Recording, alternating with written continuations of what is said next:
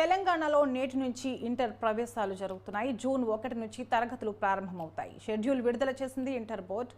Private కాలేజీలు ప్రవేశ పరీక్షలు పెడితే కఠిన చర్యలుంటాయని హెచ్చరించారు.